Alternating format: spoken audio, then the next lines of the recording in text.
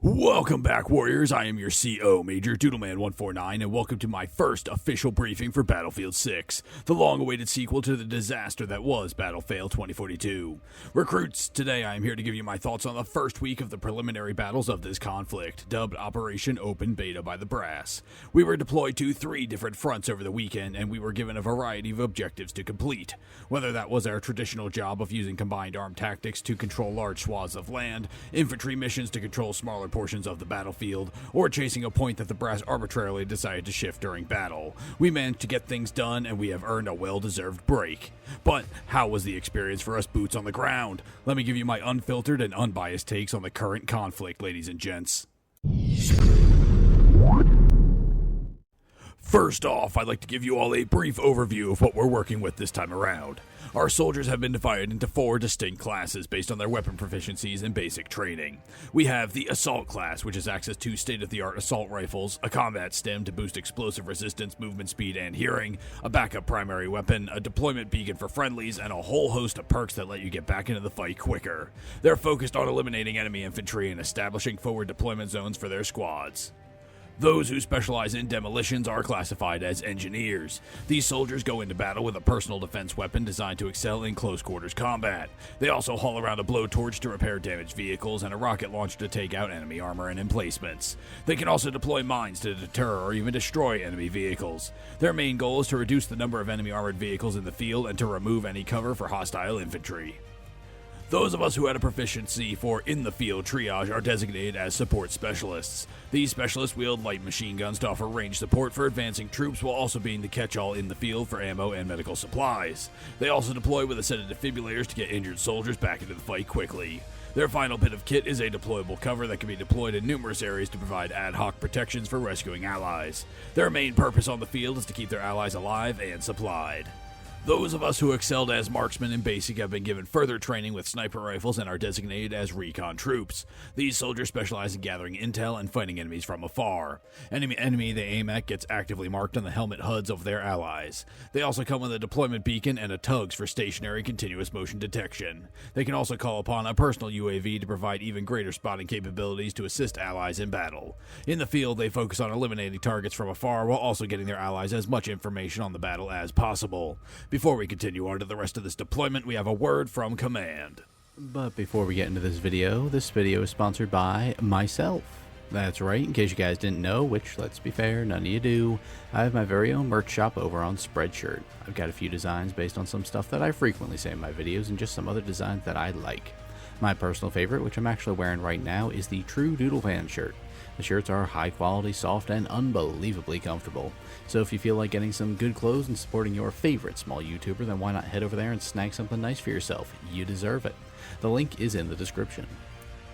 Welcome back, Warriors. Getting down and dirty with the hardware, all the weapons we are deployed with in this conflict are a marked improvement over the Chai-Kami trash we were issued for the 2042 conflict. Weapons feel responsive, shooting is tight with some uncontrollable spread here and there. Movement is fluid and dynamic, and every battle feels fresh and tense. These weapons also hit really hard. I've seen soldiers die in the blink of an eye from a spray of automatic fire. This drives many soldiers to take things slower and more deliberately, but I do still of course see soldiers charging full bore at a defended position and paying the ultimate price for it. Every weapon class feels like it excels in its respective range, and there aren't many weapons that feel great at every range. It's a breath of fresh air overall. In addition to the moment-to-moment battles, back with the Quartermaster, the gunsmithing options available to every soldier are excellent.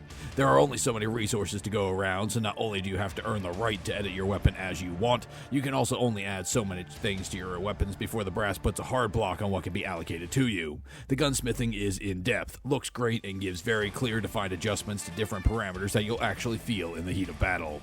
It reminds me a lot of the Modern Warfare we entered into in 2019, which still remains the gold standard of weapon customization, but this is the best HQ has ever had in this department. Now, I will admit, your CO is not the most experienced tanker in the company, but what I can say, as a boots-on-the-ground soldier, vehicles feel like they have a definitive impact not only on the outcome of the battle, but the flow of the battle as well. Tanks are hard targets that draw a lot of enemy fire, but I've not seen so many dedicated engineers keeping their vehicles alive for over a decade. Aircraft, while only on offer on a single front of this preliminary conflict, feel like they have a far less dramatic effect on the battlefield. Again, this is a refreshing change from the 2042 conflict. My next point of focus for this briefing is how well things are balanced in this conflict overall. As I stated before, most weapons feel very suited for their roles and ranges. There are a few exceptions to my feelings here, however. The most notable of these is the backup shotgun that the assault class has access to. Not only is this weapon devastating at close range, it's also deadly at even medium range where ARs and carbines should dominate it. It feels too powerful for the role it should be filling. And no one likes chasing a weakened enemy holding an AR only to round a corner and have their ribcage filled with buckshot. Now, soldiers, we move on to easily the greatest point of contention for this deployment, and that's the fronts we're deployed to.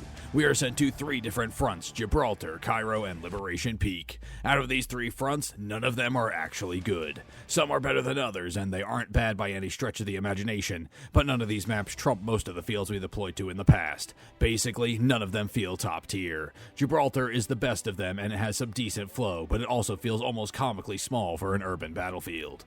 Liberation Peak is decent in a number of areas, but the fact that the central rock spire can be climbed and camped, and the flow from C to A is much, much more difficult than from C to F, make the choice of this field of conflict a bizarre one. It also ends up ironically being the brightest map, since regardless of what objective you're fighting at with your squad, there will always be a wall of sniper glints staring you down. Cairo is by far the worst. It's dense, close-quarters combat with narrow roads. Sounds fine, but the introduction of tanks makes it unbearable. At most, there should have been jeeps. Full-on armor is too much for this congested, explosive-heavy map. Now we'll take a look at the kit we're donning for this operation. Everything looks high quality from a visual perspective. The different factions have distinct visual differences, and the weapons and everything in our HUDs look very high quality. The only problem I've seen is a notable lack of visual identifiers for the different classes. The biggest tell is the MVG goggles atop a Recon's head, but aside from that, you have no idea what class you're going against in any situation, making readability of threat levels almost non-existent. Comparing this to the likes of the fields from the battles of World War I, you'll notice that classes are just far too similar.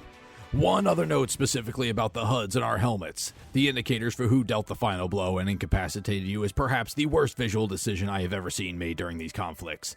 A chunky, low-res silhouette appears where the enemy was when they injured you, and it just lingers there until you bleed out or get revived. Why HQ felt this design change was needed when the old form of simply tracking who downed you worked well enough for decades is beyond me. Your CO definitely hopes this can be remedied by the time this conflict kicks off in earnest.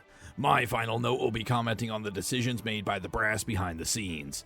While I am just a major and not privy to everything they're doing up at DICE HQ, I can tell you what I have observed. This conflict, for whatever reason, is not built for the large-scale territory grabs that this fighting force is known for.